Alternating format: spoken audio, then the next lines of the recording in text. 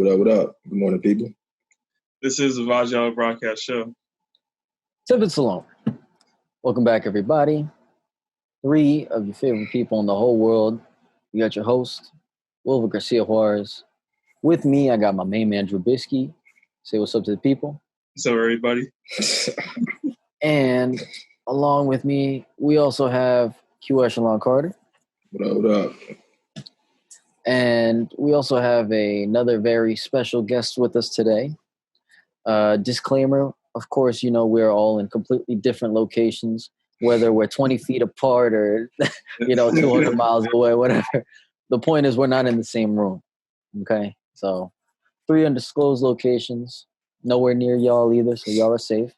So I'm going to hand it over to Drew and let him introduce our guest. Yeah, so we got a very special guest today. This will be the first family member of the Timpin Salone family to get on the episode. So this is my sister, Veronica. Hi, everybody. First family. I'm going to start it off. So for those who don't know, who is Veronica? Well, hello, everybody. So I'm Veronica. Some people call me V, close friends, whatever you want, whatever floats your boat. So I am a rising sophomore at Georgetown University in Washington, D.C. I'm 19 years old. I have my own podcast at Georgetown called V's Views from the Hilltop. So if you would like to take a listen, it's on Spotify. Just going to do a quick plug right there. So that's a little bit about me. Cool. For sure. Yeah, so how do you feel? Right. All right. That's all right. It's all right. Don't worry. I'll take the reins if you want me to. I was about to ask, going to go along. How do you feel? So I heard, since we're living in the same household, that you're going to be online, home from school this fall semester. How do you feel about that? I mean, I'm not, I kind of saw it coming, to be honest with you. I'm not mad about it because I'm not trying to be around that many people. And you just know, there is going to be parties regardless. And I just don't want to catch the virus. I'm going to try to avoid it at all costs. But, the level of education, like the value of learning at school versus at home isn't the same. So might be a struggle to be home for a full semester. And my friends, we just say, why does this have to happen right when we go to college? Because we got one normal semester, and then spring semester, everything kind of just went out the window right there. So It is what it is. If you knew that the coronavirus was coming, before your freshman year, would you do anything different? I feel yeah, I would. The last 2 weeks that I was on camp, it was the last weekend that I was on campus and I could have gone out with my friends. I was in my bag that weekend, so I didn't go out. So that was one regret, but it's fine because before everything shut down in New York, my friends and I went, we did a quick trip to New York. So I spent some time with them. We had a good time there before everything shut down. So that kind of made up for that last weekend not spent going out with the friends. I feel that. So let me ask you this. Some people will say that college is basically just glorified networking, overpriced, and not necessarily a necessity nowadays as it would have been back, let's say, 20 years ago. So with that said, do you still feel like you can get the same education being back home? I don't think college is necessarily glorified networking. It really depends. It's individual to individual if you think about it. Some people don't need college because they already have those connections from their parents or from somebody else that they know. So I think obviously it's going to be a different experience because you're not going to be meeting really anybody new. you can't really have the same connections with the professors. So I don't think like it's a total waste. Well, it's not. Education isn't a waste because you don't want to be living in the dark for your whole life, because there's so many things that like even like we all just still don't know about that are going on like over our heads. So it's good to use whatever you can, whatever education you can to help advance yourself and help advance others. So I'm not, even though it's at home, I'm not going to take it for granted, the education that I have. So you were saying before you have your own podcast, you can let the audience know, like tell them a little bit more what it's about. Okay, so my podcast was essentially about like some things I went through freshman year, just trying out different things, how my classes were, just experiencing that transition between high school and college. Definitely a big one. Learned a lot of things this past year overall. So it's just kind of me joking about all the missteps that I took so far. So yeah, if you want to hear about it, listen. Cool. There was a story that Jabrisky told me about a date you had, about a Tinder date, I think it was. Yeah.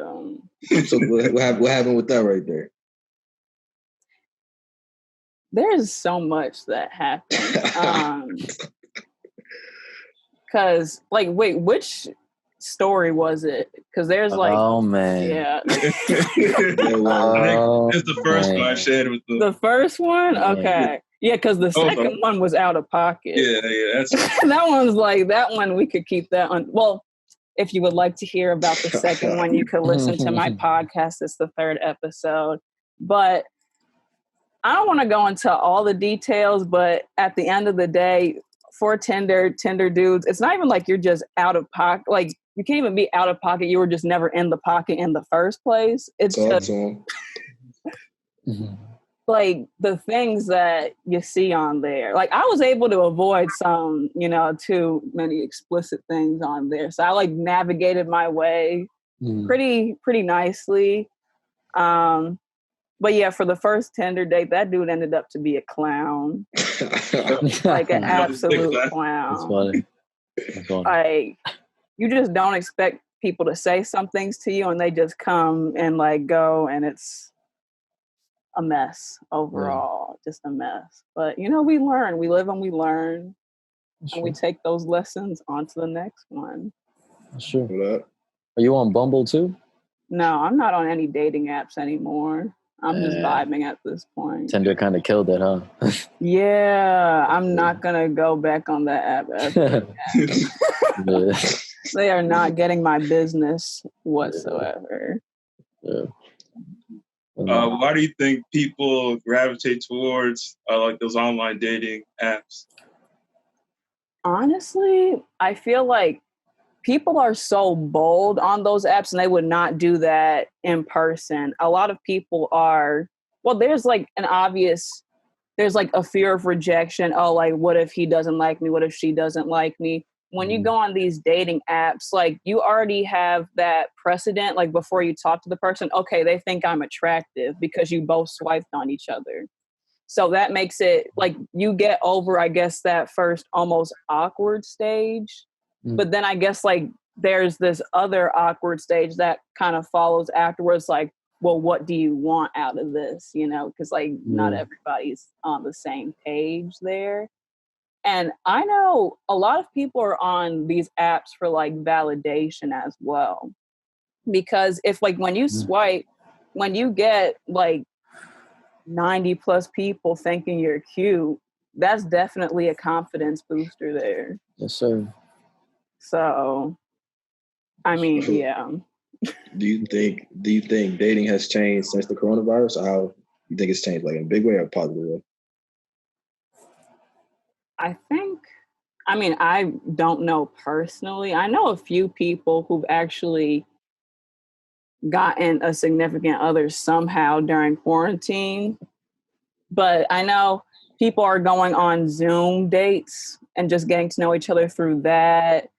Maybe taking distance walks and everything. So I guess it's just you have to be more safe overall. So it's not as suspect, just going out to meet at a random place. You don't know if this person's a catfish or anything. So it's more safe that you don't have to physically meet the person on the first date. Sure. So. Sure. Would you ever see yourself in a long distance / quarantine relationship? No. No. No. I'm just vibing by myself at this point because I just don't need that energy in my life right now. Nothing against relationships or we fully support long distance relationships, especially during this quarantine. Hope you all are doing well. Hope you're not struggling too much. But yeah, I just don't need that right now or anytime soon. So speaking of quarantine, what's your perspective of how the United States has been handling this whole pandemic? It's an embarrassment, is what I have to say, personally. Well, it's not personally. It's just objectively, it's sad to watch. Mm-hmm. And as a country, we're honestly a walking contradiction. You're supposed to, we're the best, but obviously we're not when we're having 75,000 new cases a day. So it's not being handled well. And just the fact that a mask is a political statement, the way that a mask has been able to be politicized when it's just there to protect people around you to stop the transmission of the virus truly shows, I don't even know, it doesn't even show where our priorities are. It just shows do we even have any priorities as a country? It doesn't really seem that way whatsoever. So I really don't know what's going to need to happen to get people, just to get people to open their eyes and see that this is serious and it's not a hoax. Because apparently there's 75,000 fake new cases every day, but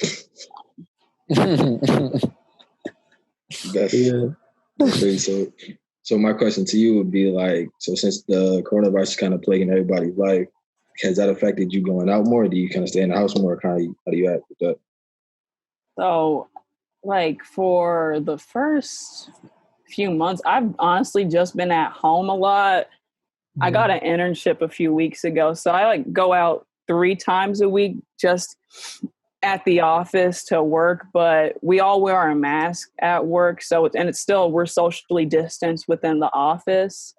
So it definitely has affected day to day because I usually don't spend this much time inside. And over the summer, obviously would go to see friends more often.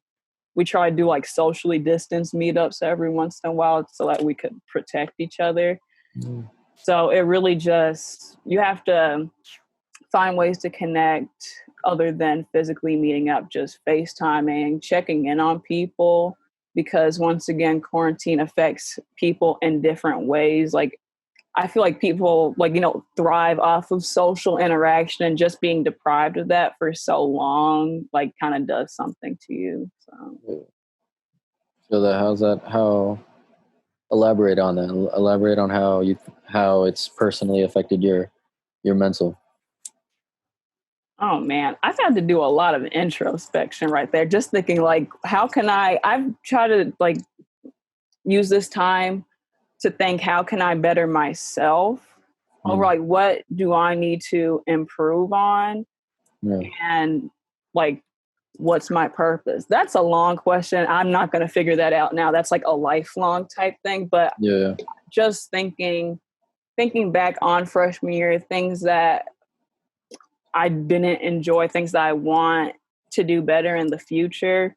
So it's a lot to think about. And especially since you're almost always alone with your thoughts and there's so much going on, it can be overwhelming. Sure. So to offset that, I've just been watching some Netflix shows to just relax the mind a bit. No, I definitely real quick, just want to say something on that, because I definitely feel that. I feel like with a lot of people too, I've heard the same response. It's a lot easier to notice your flaws and the things that you need to change about yourself in order to improve yourself, but you're just making a list. You're not really doing anything about it. So it's like you have this free time, and you can picture it all you want, but if you're not acting on it, then you're still in the same spot. Yeah. Yeah. So I feel that. All right, what were you saying? We're gonna beat that one out right there. That's crazy. That's crazy. That's the first time. That's the first time. The first time in. But we're gonna change the subject a little bit. But who's your favorite artist that you listen to? I have a few. It really depends what mood I'm in. But we love J. Cole in this household. Yep. Who else? Oh, I'm gonna do a quick plug for one of my friends, Kendall. Their voice, amazing. Their new EP, The Light, is out. The vocals, out of this world. And also Tori Kelly. People sleep on her. Her voice, immaculate. Can listen to it all day. So yeah. Brock, you didn't mention one song or one specific artist. Do I need to mention a song? I thought it was just the artist. This is like beside like one of your favorite songs or one of your favorite singers. One of my favorites. I need to pull up my Spotify. Whoa, no, never mind. No, I don't. "Kiss It Better" by Rihanna is the best song. I'm about to say, have you ever graced this earth? That song every day? Yeah, I do. There's something about it. Like, can I relate to that song in any way, shape, or form? No. However, like, the guitar in that song is just too good. And just everything about it. Like, when Rihanna made that song, one thing that I wish that I was in the studio, just know the thought process behind it, because it's amazing. I put all my friends onto that song even more so than they were before. So, power behind that. Yeah. So good. All right, let me ask you something. Here we go. Let me ask you something. Do you brag about the college that you go to?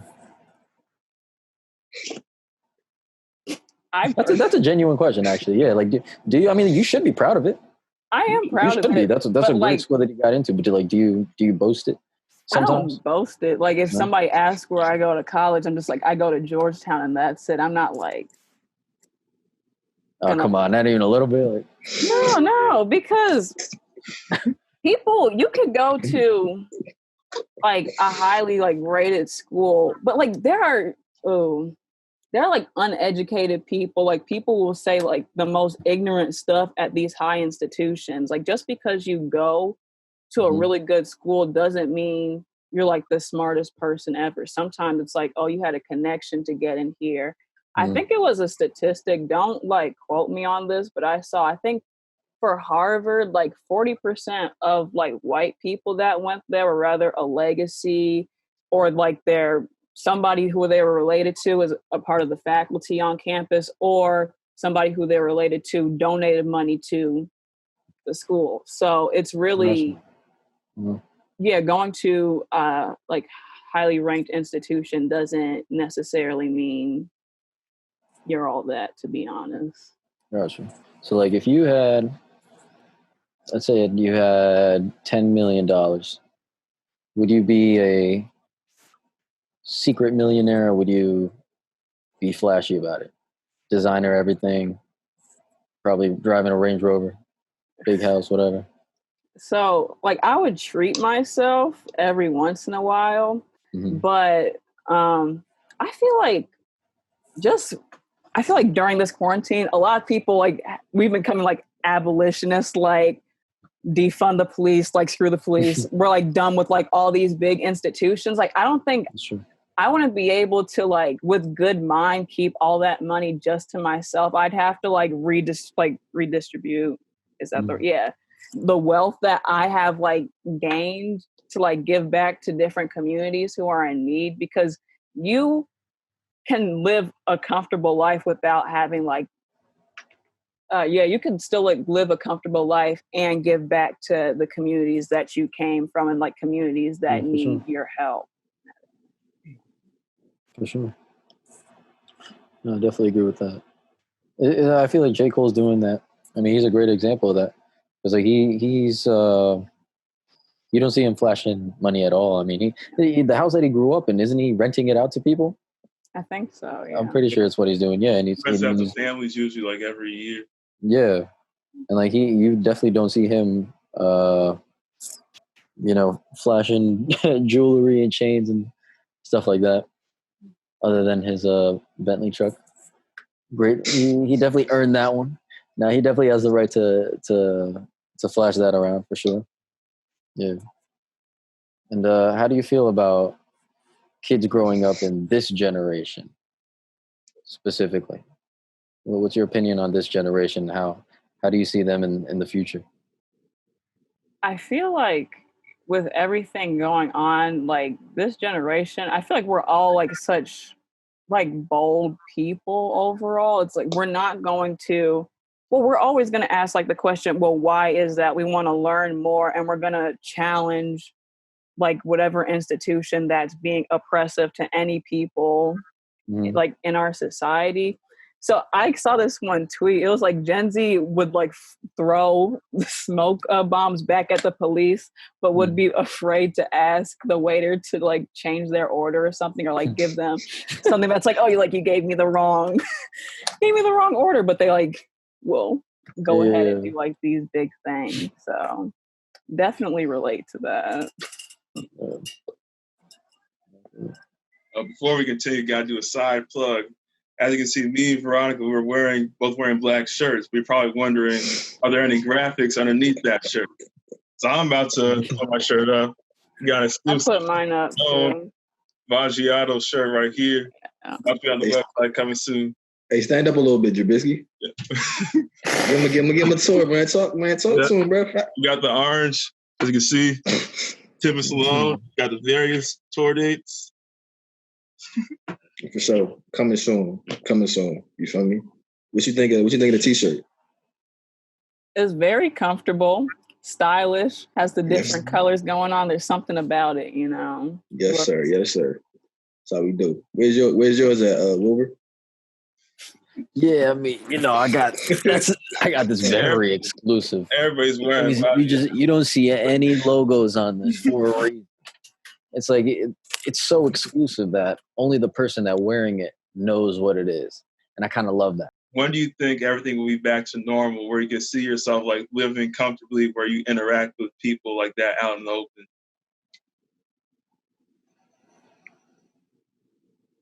I don't know if things will be like. I don't know when things are going to be fully normal again. I feel like it's going to be a bit, once again, like the way we're handling it. Like, people say, oh, I can't wait till 2020 is over, but this is going to like go into 2021.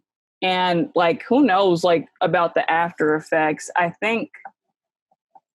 just think this is like going to like fundamentally change the way we interact with people, because you already know, like when you're out, when people come close to you, you're looking at them sideways. Like, why are you in like even close to me right now with my personal space? So honestly, I'm taking it day by day. I'm not going to like get too excited about what the future looks like, because who even knows? That's like banking if we get a vaccine anytime soon. Sure. Yeah, we'll have to see what happens. Yeah.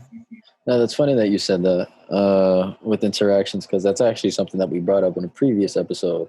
So let's take, for example, Drew goes to the mall, right? The mall finally opens up. Drew goes to the mall and he sees a cute girl and he wants to walk up to her and just start talking to her. He's gonna have to be at least 6 feet away. So that's gonna be a loud conversation, right? Everybody's gonna hear you spitting your game. They're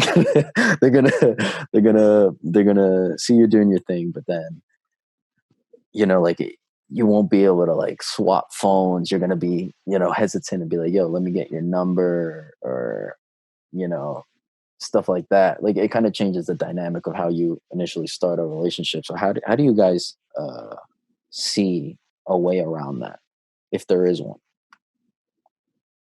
For now, I think when you're talking to a shorty, you need her phone number and her medical records. Off books, right? First thing you need. You feel me? Phone numbers, unless I get the medical records with me.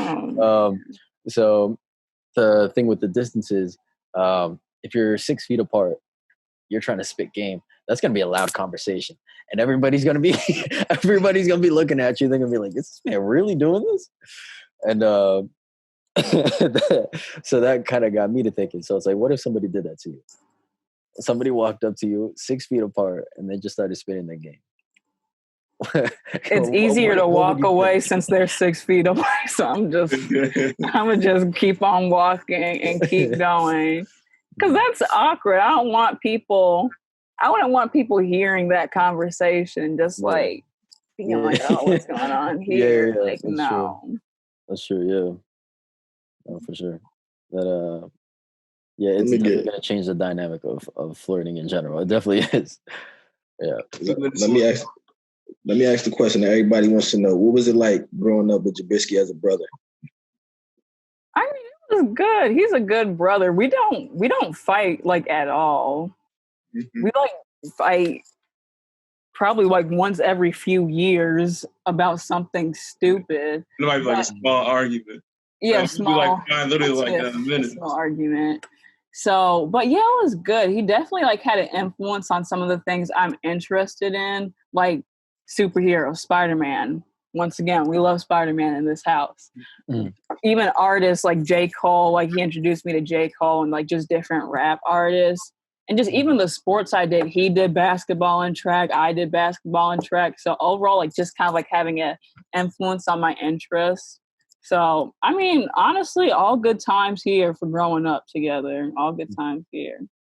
All right, then I guess the last question goes to Drew. Everybody, the funniest story of me or that you know about me. I guess this is from what I remember. This was when you had to do that ice bath one time. Oh man. One time, I don't know if like you were hurting or something, but like our dad was like, you know what you should do, Drew, an ice bath. So we went to the store, got everything that we needed, obviously just ice, put the cold water in there, had Drew go in the ice bath. Tell me why this man shed real tears. It was the bad part is all the way on cold, and he poured like 3 or 4 buckets of ice. That was so cold. I felt so bad. I just remember taking a peek into like the bathroom and I just saw the tears, but I just had to go in my room and just laugh about it. I felt bad, but it was funny. And this is back in the track days. Our coach, he had us doing some like things that are like that no human can ever do. I could barely move after his practice. Did you guys ever have to do Indian runs? To do what? Indian runs. Do you know what those are? Like, you describe it? It's so basically the whole team runs in a line, and then one person has to run to the front. Yeah, like that. No, we haven't done that. But I remember they were talking about that in the Last Dance. About how Dennis Rodman had to do that when he left the team for a little bit. Yeah. Well, look, one thing is for sure, those tears were probably warmer than the water. for sure. I'm telling you, he probably cried on purpose. He wanted to warm up. He's like, you know what? Let me make these tears real quick. That was so painful. That was for like the ALS bucket challenge, or that was just something random? No, I was just to recover from the track practice. Because you know how like athletes do like the ice baths and stuff like that? Yeah. No, I feel that. Yeah, but I do have to say though, even though I cried and I was only in there for 5 minutes, it did help. My legs felt pretty light after that, so. I cannot. Yeah. Thank you again to our very special guest. It was a pleasure having you. We had a lot of fun, and hopefully we'll see you again soon. A special thank you to Vaggiato Productions. They've been doing all our editing and producing since the beginning, and we just want to say thank you to them. And for the fans, wanted to let y'all know that we have something very special in store for this next episode. It's a Vaggiato first. It's something no one would have seen coming, not even me. So stay tuned, you're gonna love it. And from all of us here at Timpin Salone, I want to say have a Vaggiato day.